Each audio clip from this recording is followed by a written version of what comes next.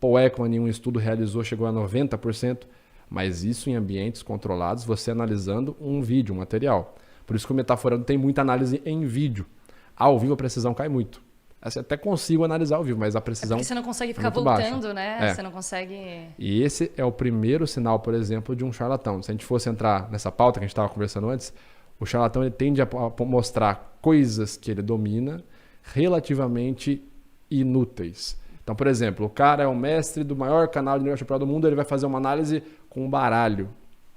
Qual a relevância disso? Por que o cara não fez uma pergunta mais direta para analisar se ele é o cara mesmo? Sim. Entendeu?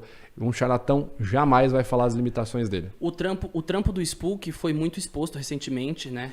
Até com essa palavra agora que você eu sei que fala, me metaforou, deixa eu beber aqui. Bebe essa água aí. Foi exposto recentemente com essa palavra que estamos usando aqui. E você foi um cara até que apoiou muito ele ali, ele falou muito do teu trampo, até durante o programa, durante ao vivo. A gente fez um ao vivo aqui com ele e com o Clone, foi com o Clone. Ele com o Clone. Eles gravaram juntos já. Gravamos juntos, a gente fez um ao vivo aqui de 3 horas e pouco, teve tabuleiro old e tudo. E no fim do programa a gente falou muito do teu trampo. Da hora, cara. E assim, tipo, olhando o trampo do Spook, como que você vê, assim? Entendi. Cara, é aquilo que eu falei, né? Eu não fiz análise do Spook nenhuma, porque assim, se a gente tentar entrar numa seara de personalidade, será que o cara tem algum problema? Falando do Spook, né? Que foi levantado muito essa questão assim, o cara tem um problema de caráter, ele é um charlatão. Ou não, ele tem um problema mental, ele tem alguma condição. Teve gente que levantou essa ideia.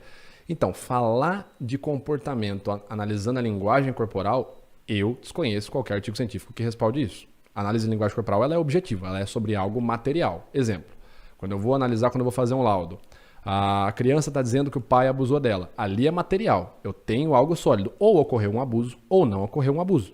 É super sólido. A criança falou, meu pai me abusou. Ou ocorreu de fato um abuso, ou não ocorreu, é alienação parental, enfim.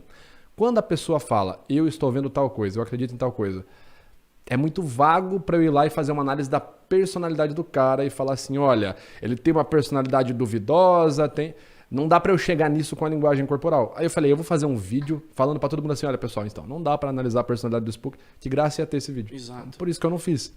Eu tenho as minhas pessoal questões... quer fogo no parquinho, essa que é a real. Sempre.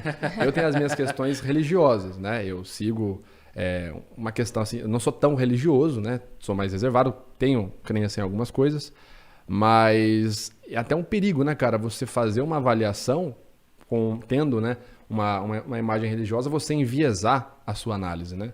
Por exemplo, você vai lá e fala assim, eu tenho a religião tal que é uma religião antagônica as que são praticadas e expostas pelo Spook ou a religião que ele pratica.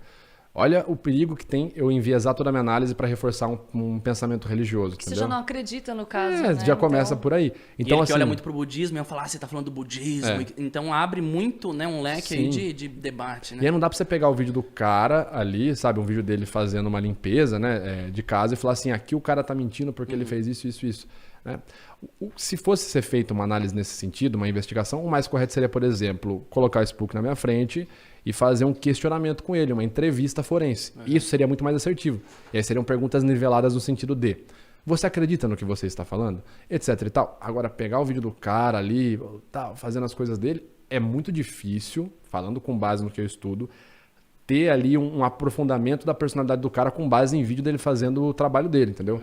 Mesma coisa que você pegar alguém que trabalha com carga e descarga em caminhões e tal, e aí você vai falar assim, pô, esses caras estão sempre estressados.